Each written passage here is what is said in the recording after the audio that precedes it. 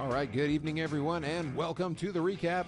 Michael D'Angelo here alongside my partner in crime, Mr. Big D, Daryl Ortiz, and we are 2 weeks away. I think it's about 2 weeks away from WrestleMania, if you can believe that. It's coming up really quickly.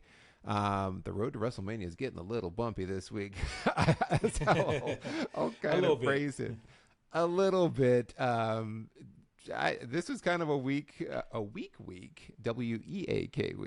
But we'll go through it right now, actually. So let's start it off, Big D. What happened on Monday Night Raw? So Monday Night Raw kicked off actually with Jey Uso and Jimmy Uso kind of getting their promo, trying to really push their WrestleMania match. I'm excited for the match, to be honest with you, just because you follow Jimmy and Jay's career. It's going to be a great dynamic. Of course, they had to touch on the fact that this is only going to be the third true brother versus brother match in WrestleMania. Mm-hmm. You have Bret and Owen Hart, and then after that you had the Hardy Bros.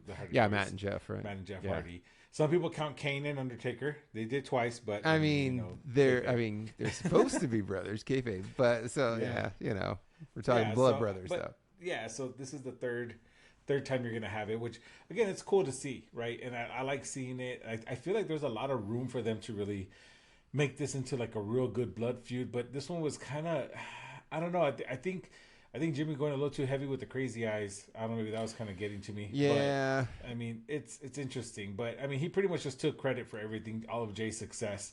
Talking about he did because of him. He wanted out of the bloodline, so he helped him get out of the bloodline. Which is a lie because Jimmy had to fight. Jay had to fight his way out, but whatever. Saying that he left and became the number one merch seller. He became tag team champions with Cody Rhodes and this and that. And now he's the hottest person and singles competitor, just kind of gassing him up, but also gaslighting in the sense that like, hey, it's because of me. And of course, Jay's telling him no. Then begin to just fight, gets distracted by Solo, and Jimmy hits a nice, nasty super kick. And they go to jump him. Of course, who comes out? Cody. Cody for the save. Cody with the save. Or, as he referred to himself, Homelander, but we'll get to that later. For the save. But he came out, did his thing. But that was pretty much it. I was a little bummed out about the promo because I feel like there's a lot more to this feud that they could add to it. They really can. And I know that it's hard because Roman's tied up with the feud with Cody. It's kind of like everything's like intertwined together, which is making it kind of funky. But there's a lot more that they could do. I really feel that there is. But as of right now, it's not anything too crazy as far as the expectations for the match. It's going to be a banger of a match. We know that. Jimmy and Jay are great in-ring workers. Yeah, it's going to be great. Promos. I'm still waiting, and I'm hoping we can get Rikishi involved in some way, somehow. Maybe make him a special guest referee. Yeah. And then it would be a nice thing, like at the end of the match, makes them hug it out like a dad does, makes them hug it out and squash their beef or whatever. But I don't know if that's too cheesy or too corny, but as a dad, I feel that would be what I would do with my boys. But exactly, I'll say that hits too close to home. Well, and that's where I'm curious if they're gonna do like the resolution at the end of that. Mm-hmm. Is it gonna be, oh, hey, they bury the hatchet? You kind of saw some of the shades of that where Jay was talking about how, even despite everything that we've been through, I miss you, man, and all that. Yeah. So, but yeah, Jimmy's really steering into the crazy eye, like looking at him and acting wild the whole time. So, I don't know. This one did leave me kind of lacking. I was like, I'm looking forward to the match. The match is going to be great. Of course. This promo didn't help. It didn't make me want it more. It was like, but it didn't hurt it, right? It didn't hurt it. It was fine. Yeah. It was okay. It could have just not happened and it would have been fine. But, they could have saved some time for wrestling. But speaking of wrestling, it's funny though. Fun fact: there was less than an hour of wrestling in a 3-hour show, which is a little off. Is a shame. We'll get into shame. That. I feel some of the WWE promos automatically gets. Some of them did, but WWE you get an automatic. The grade on this one has to be like a B or lower because you can't have a wrestling show with no wrestling. But anyway, there was a wrestling match though. There was a great one. My match of the night, which was DIY versus the Creed Brothers. That was just same here. And both teams just amazing going at it. Lots of back and forth spots. I love the Tommaso Ciampa and I get the Creed brothers mixed up a lot. Not It was Julius, right? When he went from the yes, seated Julius. Thank you. position. That's a They were yeah. going like the Because back I and saw forth chops, that was and he drops the straps, and yeah. you can hear like the smacks that Tommaso Ciampa's giving. Oh, it was so good. Yeah. And then Brutus tried to come Well, in. and Julius is so strong because Julius got him with that where they were on the ground and he grabbed and pulled him down onto the ground and then stood him up for the vertical suplex and then stood up from the seated position. I was like, man, like that's some real like man strength right there. That was pretty. There was a lot of great spots in this one. I agree, and it was a really fun match to watch. The crowd was hot into it. It was awesome, and I mean, it was a great back and forth. I'm not a fan of roll ups, but I did like the back and forth sequence where they were, first Ciampa gets the roll up, and then Brutus comes in and reverses the roll up, and then Johnny Gargano comes in with a nice super kick to Julius and just lays him out, and Tommaso just rolls back over him for the pin. And I mean, does that really count as a roll up? Because he got hit with a super kick, but it does. I don't think it does. Like for me, I liked it. Like the in sequence was so good that it didn't feel cheap. It wasn't like, oh, he snuck in and got him. It was like they were going through the super kick into the roll up, and being the better it team played really really well. Yeah. Whichever team was on it better, that's what tag team's about, right? And I think that was so good to see. Now, here's another interesting fact. DIY, Tommaso Ciampa Gargano, have been a part of WWE almost 10 years now. Mm-hmm. And this is their first WrestleMania. Yeah. First WrestleMania, which is kind of odd. Like I thought they would have been on the card at some point. Yeah. And Tommaso Ciampa are the amazing matches they put up at NXT, all the great work they do. This is their first time at WrestleMania. Kudos to them. Amazing showing. I know they're going to do great. Congratulations, DIY. Yeah. They'll do it's going to be awesome. Yeah. So I'm looking forward to it. After that, we had Candice LeRae and Indy Hartwell taking on the Party Crew, which is Katana Chance and Kaden Carter. However, this was pretty much Candice LeRae and Indy Hartwell's match to win. We didn't expect Kaden and Katana Chance to take it by any means. But what was interesting to note is again that, like I mentioned, Candice LeRae kind of finding that heel aspect of her, exploiting an injury. That's only really noteworthy. The match was, but the noteworthy piece was at the end. You saw that Katana Chance hurt her knee and Candice LeRae got it, wrapped it around the ring post, and then got a single leg crab inside the ring for the immediate tap out. And it was brutal looking because she didn't even set it in right. She just fell out and turned it into more like a knee bar almost, and just had her tapping. Yeah. And Indy Hartwell's just look of disgust and shock at the same time. I'm more interested in the storyline than the match, and to be honest with you, that's probably accurate for me because it's not. I mean, the match was nothing to go home about, brag home about. Yeah. But afterwards, she just claps it up and is like, "Yeah, we won," and Indy's just like, weirdo. But I mean, what the heck? It was interesting. Yeah. Again, the plot thickens in terms of Candice LeRae's heel turn. Yeah, and this has to be building towards, I'm assuming, Indy Hartwell versus Candice LeRae. It's got to be building to something like that. They're clearly on two very different pages, right? But it was a short match, and it was kind of similar to the week before, where it's like, oh, she ran down Maxine Dupree, and then the match ended really quickly. Yeah. This one was kind of getting underway, and they had the fake knee injury, and then she just dove on it. So it was kind of like, okay, this was I didn't really enjoy the match, but it is continuing with the storyline, so it does progress the storyline. Exactly. Speaking of storylines, onto the Bloodline storyline, we have Cody taking the in-ring promo there, just kind of doing a little bit. Those of you that have been fans for Cody for a long time, back in his AEW days, he was known for doing those insider promos, where what do you want to talk about, the real reason behind it, right? And he kind of pulled one of those Monday with that, and he kind of tore into The Rock, talked about how pretty much the truth, because I know there's a lot of backstage complaints right now that The Rock can pretty much say whatever he wants, and it's because he's a board member of TKO. Of course he has writers, but of course what Rock says is scripted clearly, right? But it's all clear with Fox, but how The Rock just kind of goes off on people and goes overtime and all that stuff. So Cody pretty much just calls him out on it, calling him all sorts of names, doing all the grown up words, from LDS and calling him. Yeah, my all favorite the was stuff they him. won't let you say on YouTube. Yeah, sorry guys, I would, but maybe we'll do something on Twitch where I can say all the words, but we'll see. There you go. But yeah, my favorite part though was where he calls the Rock Roman's side chick. That Yeah. was a nice little like. I really liked that. I was like, okay, that made me laugh. I was like, that's hilarious. And of course, Heyman comes out Yeah. with a deal of sorts. Of course, making a deal with the devil there. Paul Heyman comes out and is saying that they make a deal with him that he can go face to face with Roman Reigns this Friday on SmackDown.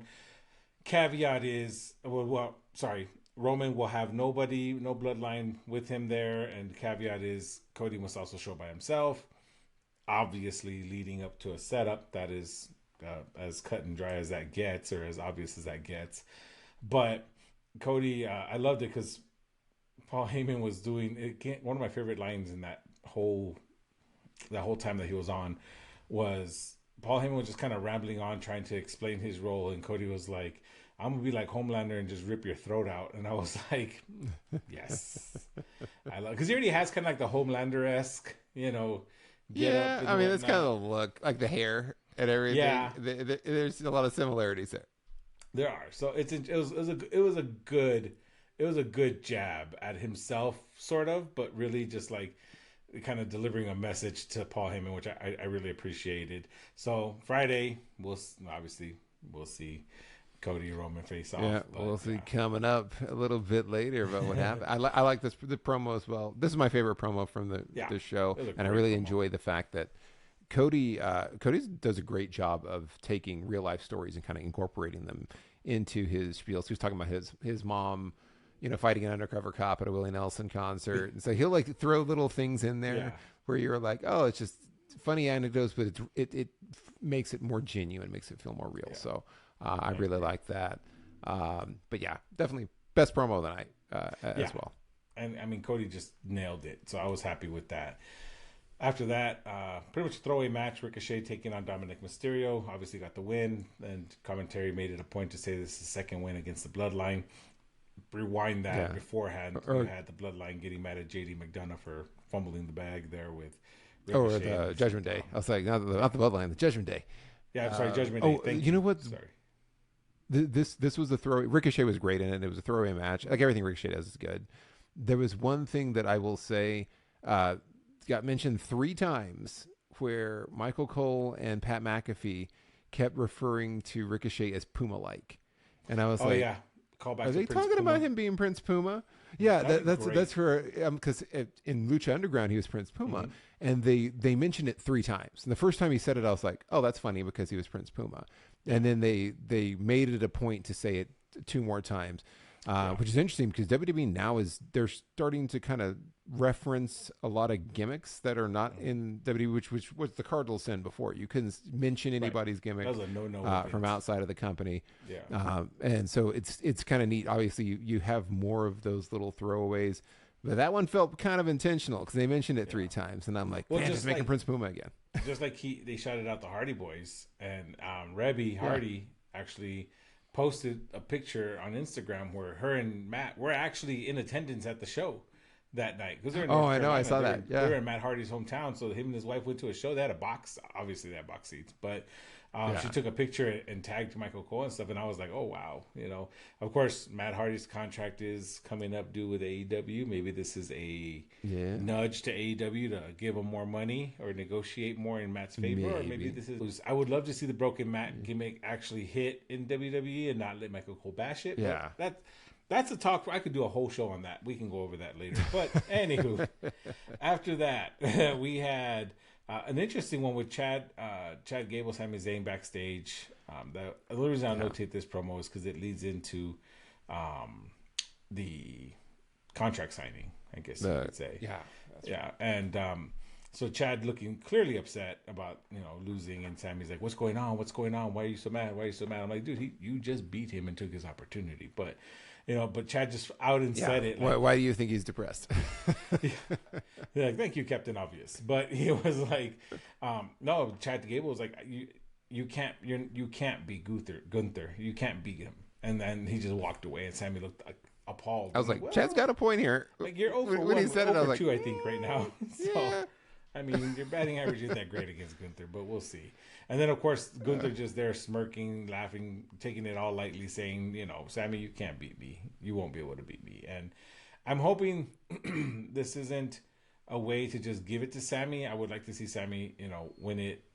I hope it's a great match. I don't want another, Yeah.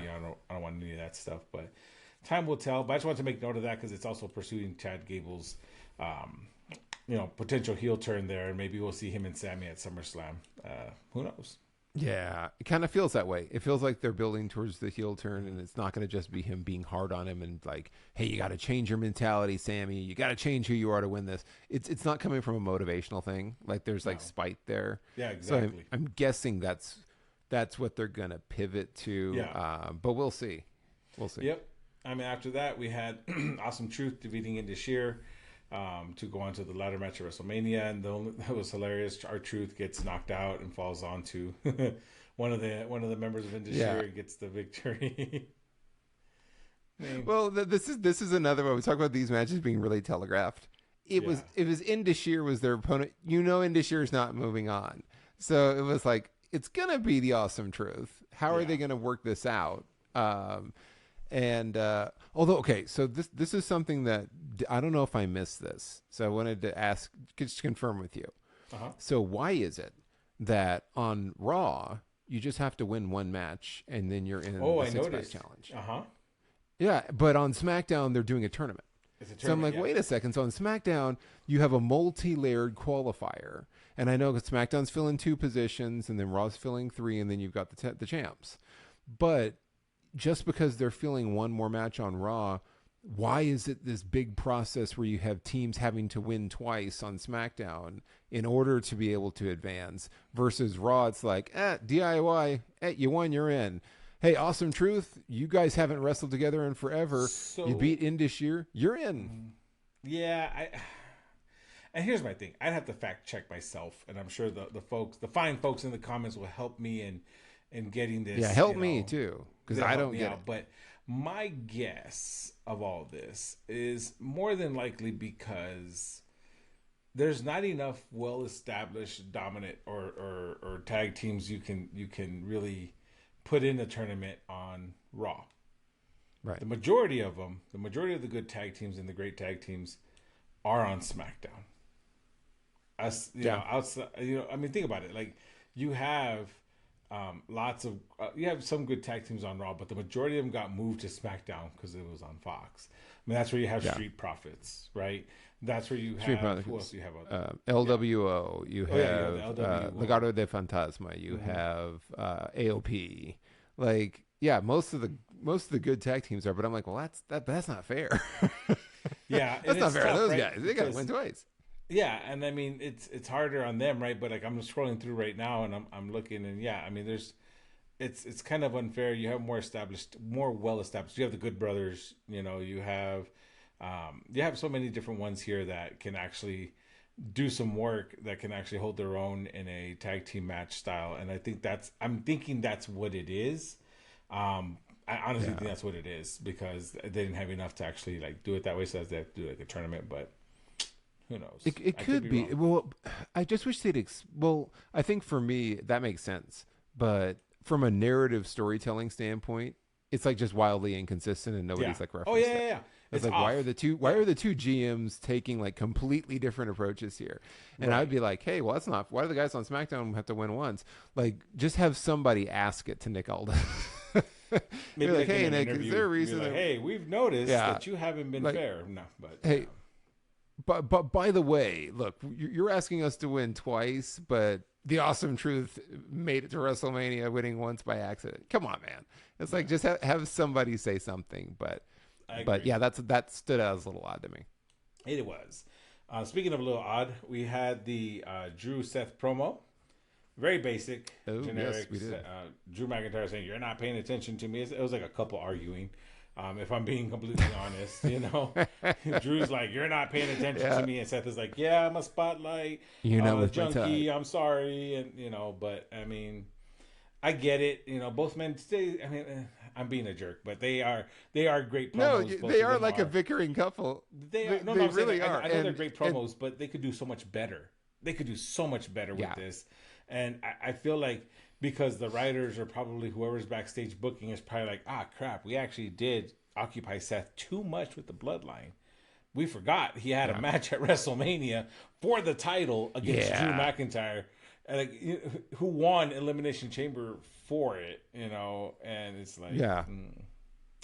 yeah, Well, yeah, they definitely, I think, made a mistake there where they kind of underplayed this one, and it also feels like there's so much time between Elimination Chamber and WrestleMania that they're just trying to find something for them to do. It's like, oh, by the way, yeah, we're wrestling each other. Hey, can you guys just argue for a little bit each week? And I'm yeah. like, there's been so many weeks in between now that it's starting to get old, And I and mean, it's like just have them do something else.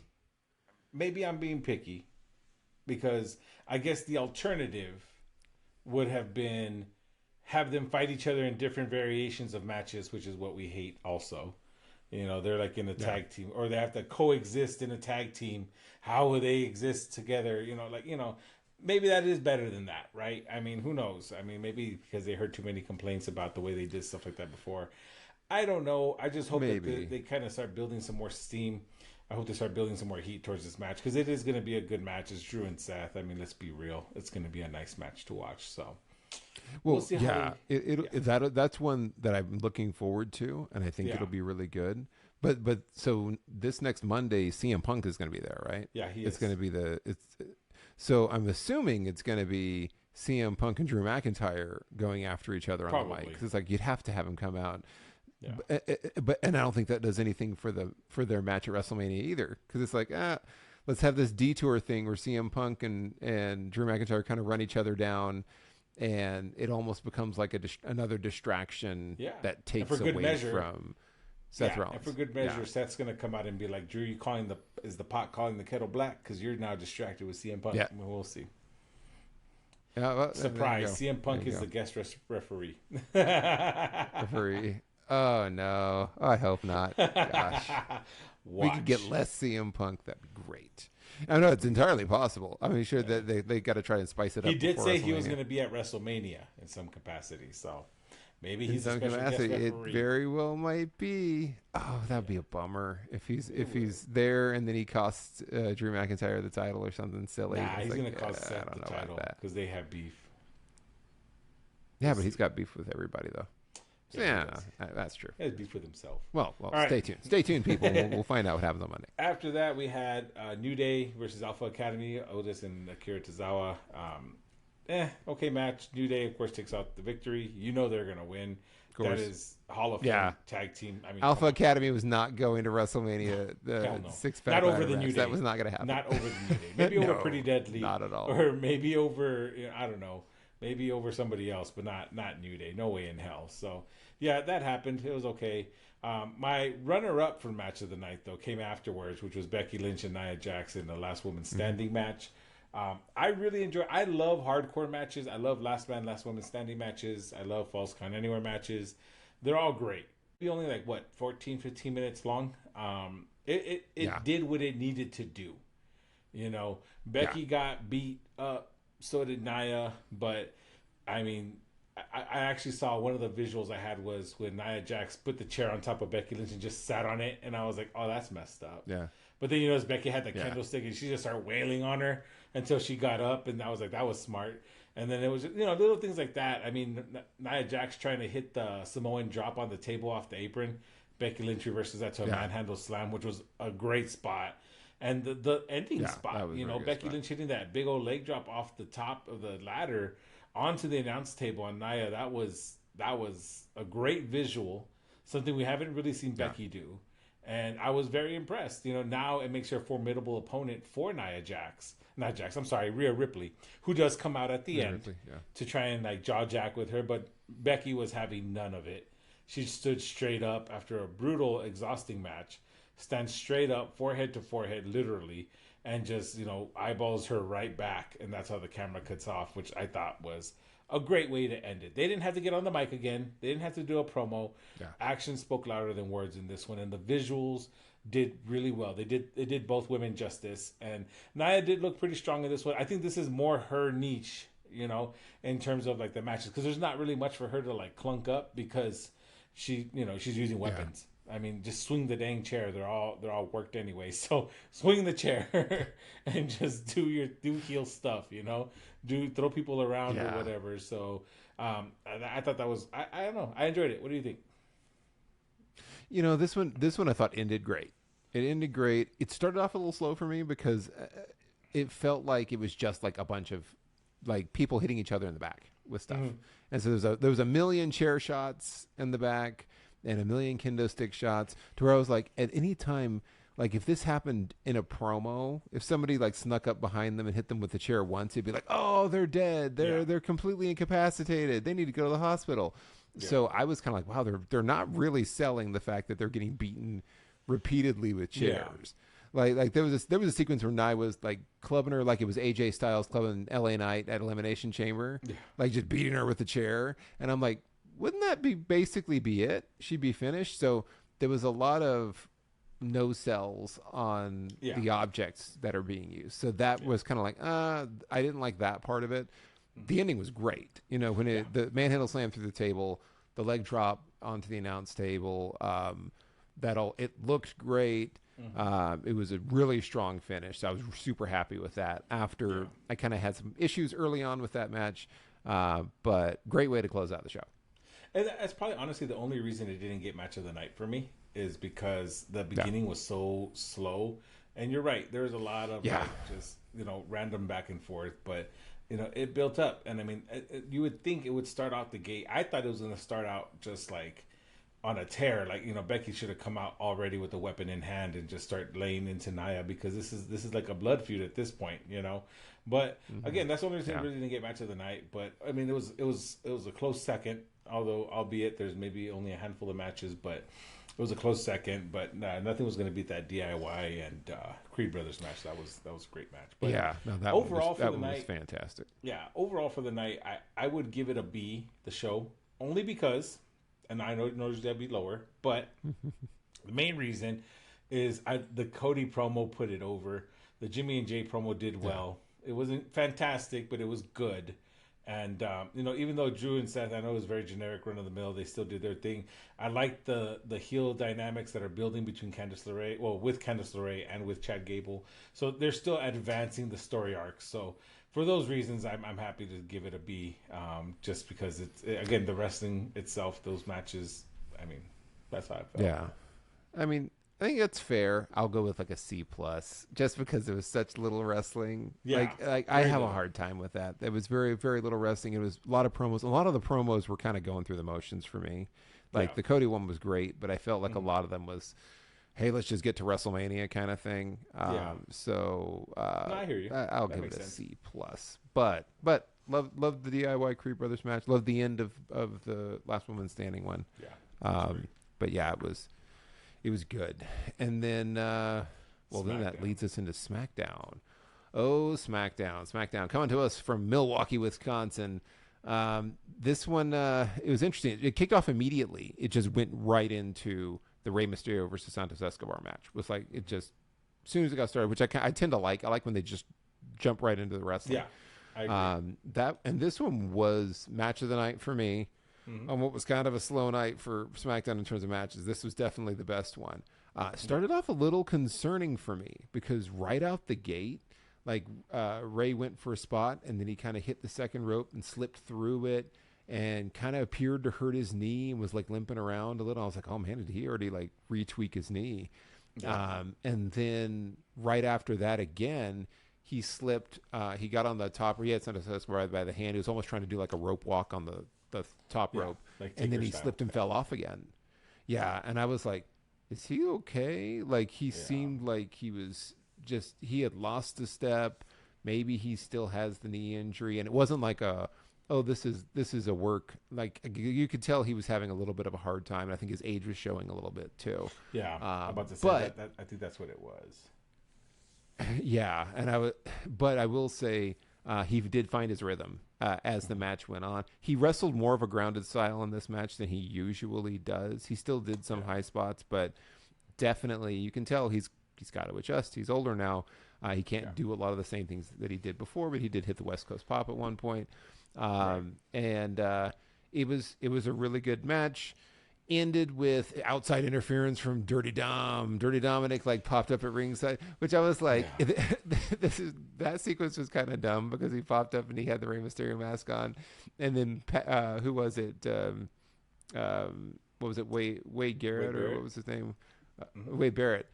Sorry, I was watching Roadhouse, and I keep thinking Wade Garrett. Wade Barrett was like, wait a minute, that's Rey Mysterio. And he's also in the ring. I'm like, it's not him. There's not two Rey Mysterios, and that's clearly Dominic. And so he kept trying to sell it like, no, there's two Rey Mysterios. And then, of course, Dom pulls the mask off and distracts Rey so that Santos Escobar hits the 619. And then right after that, hit the, the driver. Mm-hmm. And that was it. Match was over. Rey lost. Hit the Phantom Driver. But it was match of the night. It was a good match. It was. Ended a little funky. Yeah, and I think for Rey Mysterio, you got to think he was out 5 months with a knee injury. Is he at 100% confidence? Not, he's cleared, obviously.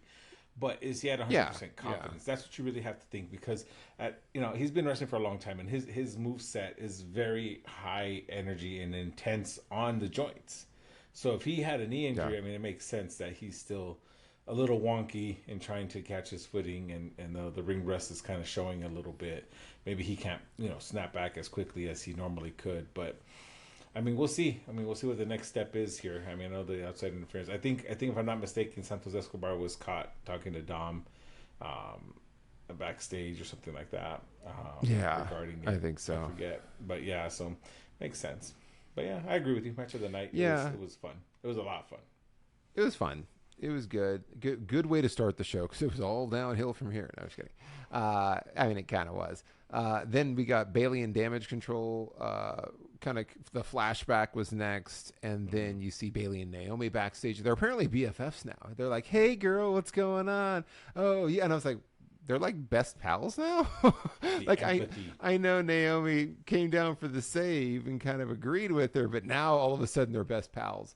And then right while they were talking, Bianca Belair came out to kind of do as you talked about, clearly steering into some sort of a heel turn where she was like, "Hey, you got what was coming to you, Bailey," and kind of talking all the crap to her. You're getting what you deserved. And then Naomi and Bianca kind of take off and just to like, "Hey, let's talk." And then we went to break, and then when they got back from break, there was like a second segment with Naomi and Bianca now walking along talking like, "Hey, don't mess with, you don't want to get mixed up with Damage Control. I got mixed up with Damage Control." And then Naomi's like, "Hey, have my back be," and all this stuff. And it was kind of like, all right, they're setting the table for later on, because Naomi was going to wrestle against Io Sky. And then right after that, we went into the tag team qualifier, because again, there's different rules on SmackDown. Grayson Waller and Austin Theory versus Gallows and Anderson. And this one was good. It was as good as it was going to be. I thought Gallows and Anderson, I haven't really seen them wrestle as a tag team for a while. Yeah, they're great. And it's been a long time. And I was thinking, I know they're doing house shows. Yeah, we haven't seen them on TV. They still got it. They're excellent. Yeah. Carl Anderson looked fantastic. Like he was on a roll, just flying around. He looked really, really great. This one ended with Austin Theory and Grayson Waller winning by surprise roll-up, like a real, genuine surprise roll-up, which was a bummer. Wasn't great. It was just like, ugh, because it was like, how do we justify the fact that Gallows and Anderson should win this one, and they're kind of rolling, and so it was a really dumb surprise roll-up that he got him with, and I was not happy with that. That gets a F, thumbs down, whatever you want to call it. Was not happy with this one. I agree, and I hate surprise roll-ups, and I think they're stupid. Done constantly, and that's what we've been seeing a lot. But I think a lot of it too is like they have Gallows and Anderson involved in the NXT tag team tournaments too, the tag team title match as well. I think they have one coming up at Stand and Deliver. So that's I mean I know they kind of backstage were like, oh yeah, that's going to be our focus, but then why put it? Then why try for this one then? I mean, Gallows and Anderson are a great tag team. They're in my opinion, I dare I say they're on the path to like legendary status because of just the way they are, how far they've come from. And I'm not just talking about WWE. WWE is just a small portion of what they've done. I'm talking about like New Japan, their time in the Bullet Club, and all that. They've always been great, and I think that's I think we take that for granted sometimes when they come out to wrestle, and it's like you see how great they are, and it's a shame when you see these roll ups, and that's where it kind of gets. These are bad taste. Yeah, it just sucks the air out of it because Grayson Waller and Austin Theory aren't going to advance. No, like that's where they're not going to WrestleMania. No, they're going to lose the next one. There'll be a Waller it was just like WrestleMania. I have no doubt. I'm sure we'll be forced to sit through one of those. But I was like, this just felt like filler because it's like, neither of these teams are going to go on to WrestleMania. They're just kind of here to be cannon fodder for somebody. Mm-hmm. But that one was what it was. Then right after that, we got the Braun Breaker teaser telling us how awesome he is. The video package of, did you know he can bench press 225 38 times? And here's his shuttle time. And him like just running back and forth. So it was like, you got the stat package for Braun Breaker, but no actual Braun Breaker. So they're teasing us for later. And then the teaser for Roman Reigns and Cody face-to-face tonight was next. And that was just like the real brief. Hey, they're going to be face-to-face, and that's that. Next match was Naomi versus Io Sky, as had been teased earlier. So this one kind of started out awkwardly. Damage Control came out without Io, and it was like, where's Io? And they cut to the back, and Io's attacking Bayley by herself and beating her up. Which I'm like, really, Bayley? You can't handle Io one-on-one in the back? I mean, maybe she got the jump on you, but that's your WrestleMania opponent. And so. I know. I was like, you couldn't just like keep an eye out. Like if she's whooping you now, she's gonna whip you later. But they show that on the jumbotron, and while at the top of the ramp, Damage Control is just kind of dancing while all that's going on, and then they just danced until Io finally made her way out. And then she made her way down to the ring for the match eventually. And the match was good, but it was one of those. There's another distraction. So we had a distraction finish for the first match with Rey Mysterio. And then we had a surprise roll up here at the previous match, the tag match. This one, we've got distraction finish again, which is just Damage Control kind of circling around. And then the distraction so Io could hit the over the moonsault for the win. Then the beatdown started on Naomi. And of course, predictably, Bianca Belair came down because they had just been talking about, hey, girl, you got my back. Bianca Belair came down and hit the scene, and she kind of ran through everybody and wrecked Damage Control for a bit, and then finally got overwhelmed by the numbers because I guess she just stopped trying because she was wrecking them all pretty easily, and then all of a sudden she wasn't, and then that was it. They were kind of down, and it was like Damage Control standing tall, and I was like, no, Bayley. I guess she was really incapacitated like 10 minutes earlier. She was too beat up by Io to come out with the save. Which I'm sure we'll hear about that. Bianca's going to complain about that to also kind of push her over that. But if I was Bianca, I would complain about that too because I would like, come on, you had all this time to recover. Like she? You couldn't limp your way down the ramp to try to help us out. What's going on? Yeah. But I would presume she just got destroyed. Which again, like she got destroyed and was out for like 10 minutes. But Becky Lynch on Raw can take like 50 chair shots in a row and she's fine. Man. Consistency. That's the thing. Well, actually, granted, she is the man, so it's she has superhuman powers. There it is. Went to break. During the break, and I forgot to mention this about Monday Night Raw. On Monday Night Raw, one of the best moments, and same thing on Friday Night SmackDown. We got the Bray Wyatt promo for the Bray Wyatt documentary. Looking forward to that. I don't watch a lot of a lot of those documentaries that Peacock does. I will be watching this one. I believe it's April 1st is when it comes out. Yeah. It looks fantastic. And then in both shows, when you came back to the crowd was doing the Fireflies thing in both. So great homage to Bray Wyatt. Miss you, buddy. That thing looks great. Check it out on Peacock. It'll be a good watch. I'm sure I'm sure it'll be a bummer, but it should be a really good watch. Yeah. I agree. So that was after the Bray Wyatt promo. We had Bianca fleshing the eyes of Naomi because she got spit in the face. She got the mist. And so she was like fleshing her eyes out. And then Tiffany Stratton just walked by and was like, "Hey, it's a good look for you." And that was it. That was it. And it was like, did we really need that? They probably could have cut that. Yeah. I was like, oh, you got to have a cameo with Tiffy out there, and it's Tiffy time. But she didn't do anything, and they probably could have just dropped that one completely. Yeah. And then immediately after that was Nick Aldis and Kevin Owens were talking, and then Pretty Deadly interrupted. This whole sequence was strange. So Pretty Deadly interrupted. And then KO was like, "Hey, why are you interrupting me?" And they're like, and so KO challenged Pretty Deadly next week to a tag match. And he was like, "With my partner." It's like, "Who?" And then Randy Orton was standing there. And he's like, "Randy Orton, do you want to partner with me against Pretty Deadly next week?" And he's like, "Sure." And then they were standing next to each other. And then KO double punched them and knocked them out. It was like a cartoon. It was, it's probably, I mean, props to Kevin Owens for taking that serious and doing it, but. Oh, yeah. Well, he was fully committed to the role. It was just like, this is really kind of dumb, and very hokey. I couldn't tell if it was dumb in the way that I like dumb wrestling, right. but even this was a little much.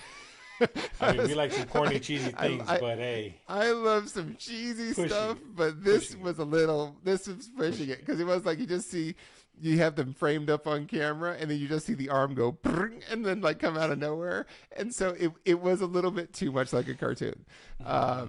So and if you like cartoon stuff, they just went full on. So the next thing was a video package at AJ Styles' house. AJ's working out at home. They're like, "Here's what happened earlier." And so AJ's working out at home because they were doing a live interview there. And then he hears honking outside, and he's like, "Who's honking outside?" And LA Knight's sitting on his front lawn honking the horn, and then attacks him on the lawn. And then the camera cuts away, and then it cuts to dash cam police video where the cops are driving up, and then they're attacking. They're brawling on the front lawn.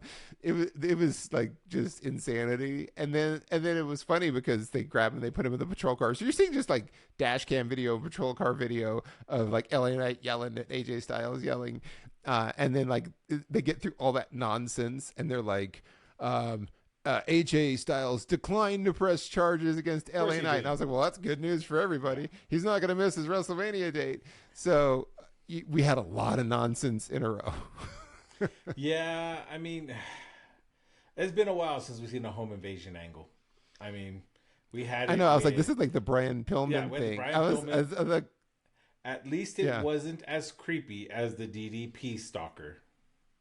DDP stalking the Undertaker's wife. Oh man, that was too good. Just creepy. Well, that one felt wrong. I got complete. That one, well, it didn't just feel wrong; it was wrong. And like this one, when I was watching it play out, I was like, the only thing you need now is like LA Knight to pull out a gun, because I thought of the Brian Pillman thing, and I was like, he's got a gun, and it just cuts away, and so it gave me vibes of that, so I had to like chuckle a little bit, but it was just total silliness. So apparently they were just like, hey guys, let's just try a couple of crazy sketches in a row and see what happens. So after that, we got to tag team. Speaking of crazy nonsense, tag team qualifier number 2, which was the Street Profits versus the Authors of Pain.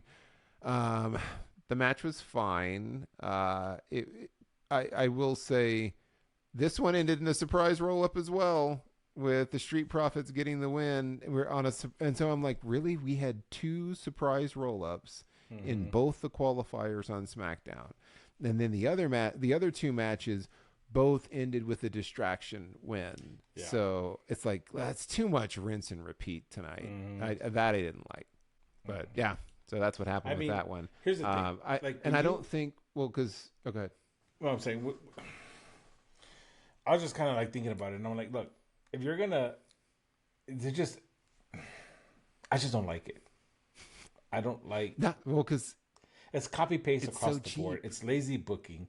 You're Yeah. too worried to put one team over another or one person over another. Like hardly anybody loses clean anymore unless it's for a title, and even then, if Yeah. it's for Roman's title, it's not clean unless they It's feel not clean. like it. Yeah. It's just I feel like clean finishes are almost like a thing of the past, and it's kind of annoying because it really doesn't. I think they're too busy trying to save each other, and it makes me wonder, thinking a little bit higher up, it makes me wonder if this has anything to do with the fact that now there's legitimate competition for WWE Hmm. to keep their talent happy, because Yeah. I know some folks Well, don't. it It's not could like be. it's not Yeah. like the old days, right, where folks know that, hey, you're a vet, you've been at it for a while, you're already reaching that point where your career is about to go towards the downhill part. Now you got to start putting the younger talent over, and they do it. um, they would do Hmm. it. I mean, I think about Jake the Snake. He did business. He said, okay, Bret Hart, controversial, but that's a whole nother topic. Yeah. But Taker, the same thing. He don't mind putting people over. Stone Cold don't mind putting people over. The Rock don't mind putting people over. John Cena did for a while, but now he's been putting people over, which is great. Yeah. He But has been recently. Yeah. yeah, but it's just like where has that gone? And you kind of lose the whole aspect, and you kind of just like bury your own talent that way, because then it's like nobody's good enough to be a champion. Then if they have to roll up or they have to do distraction finishes, but that's my soapbox. I'll get off of that. Yeah. It was a bummer. And then the other notable thing that happened after this, and all we got was like a graphic card that says Jade Cargill has been officially signed to SmackDown and will have an appearance next week. And I'm like, Not well, a that's match, very an anticlimactic. appearance. Not a match. She's going to appear next week. And they didn't have her walk out. Remember when Braun Breaker, like Nick Aldis came out and did an announcement and Yeah, Braun Breaker walked out. yeah, They didn't do that. They literally just threw up a graphic and then were like, Jade Cargill's, she's on SmackDown. She'll be here next week. yeah. So it's like, way to just completely Womp, suck the air womp. out of Jade Cargill's debut. And we'll see what she talks about, or if she shows up on SmackDown and what they're going to do with. It's like, why not just wait till after WrestleMania then? Yeah. Like there's 2 I mean, at weeks this left. point, So you're going to have her show up and do what? Yeah. Yeah. I mean, gosh. So I wasn't happy about that either. And then we got to the final segment of the night because there's no more matches.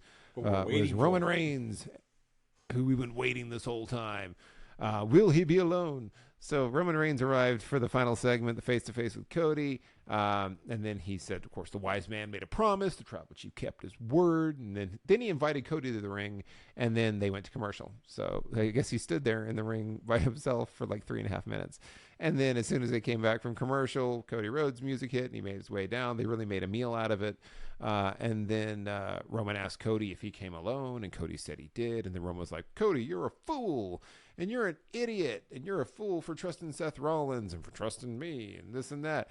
And then he kind of ran down Seth Rollins, called him his little brother, and said that, like, hey, I kind of know he betrayed me, and he's going to betray you.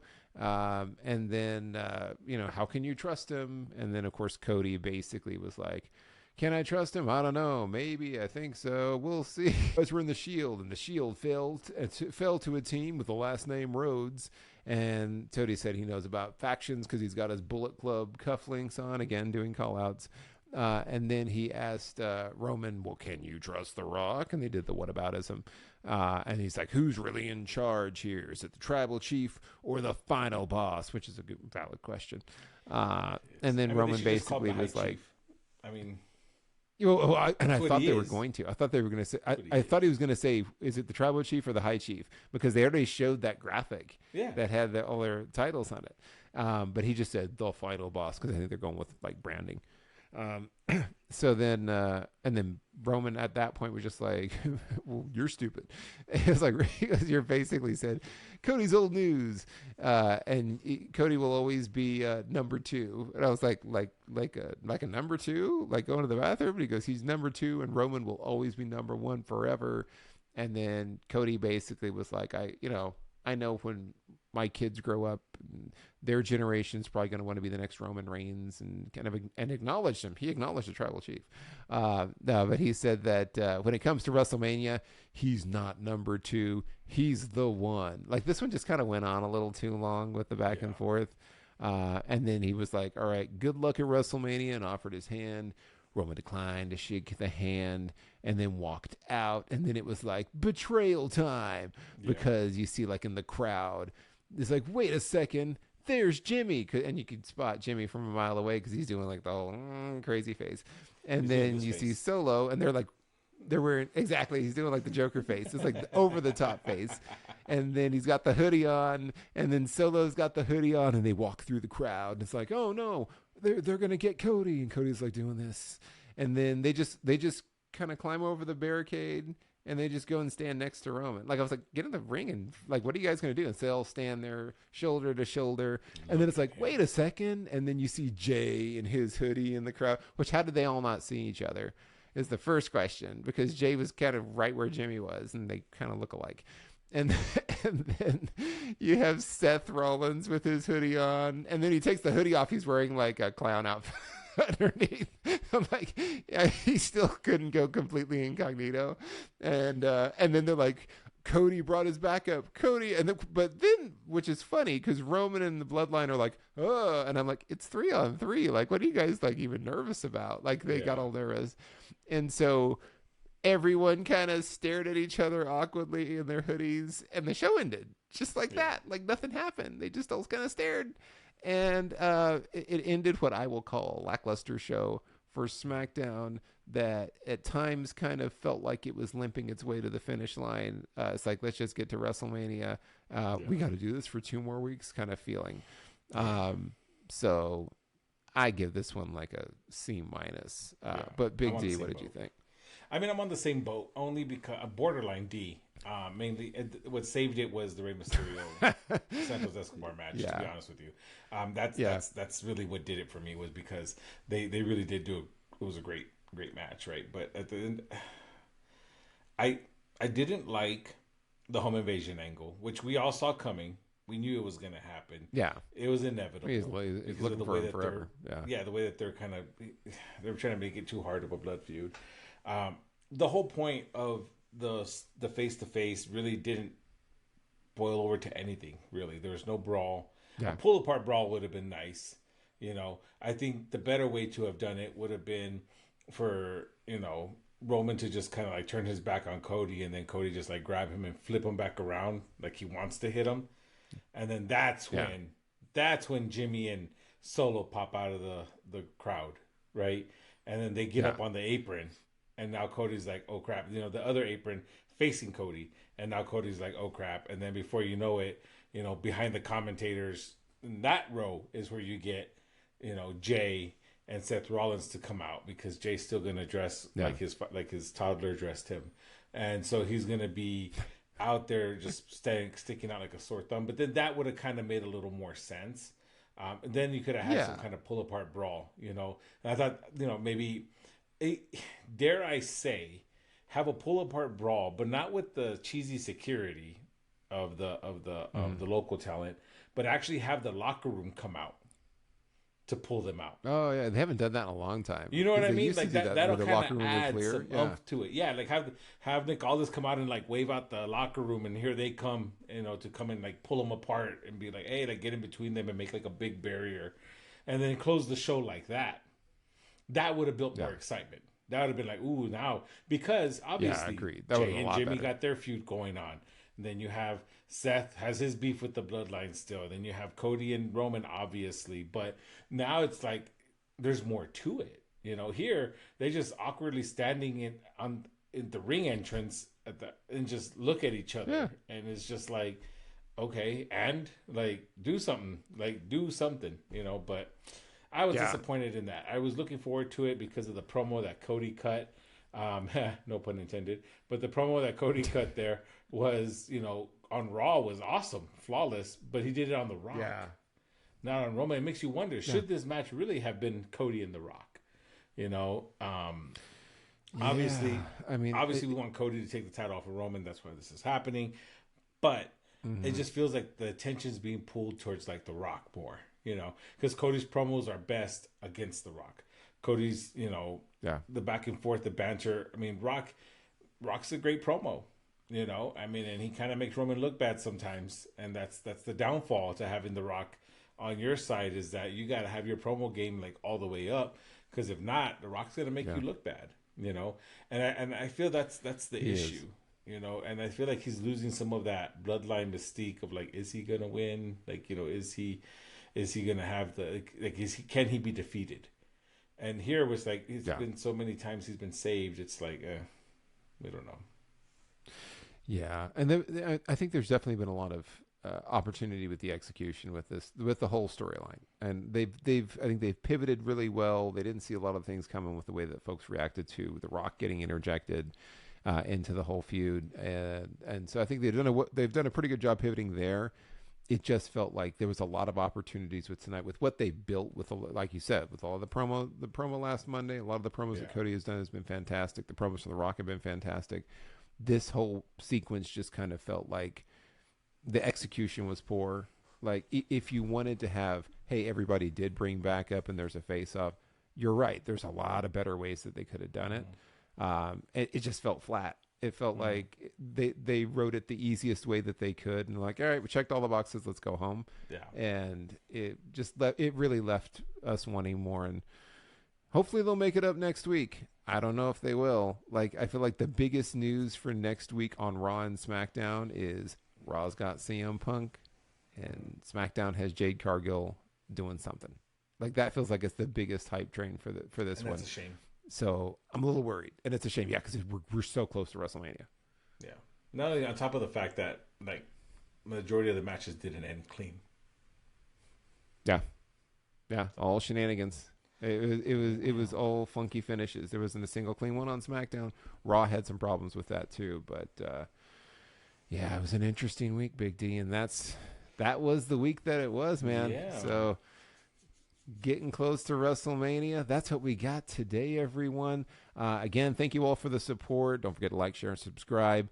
Appreciate you all tuning in with us every week, and that's all we got for today. So until next time, we will see you all in the recap. Have a great rest of your week. We'll talk soon.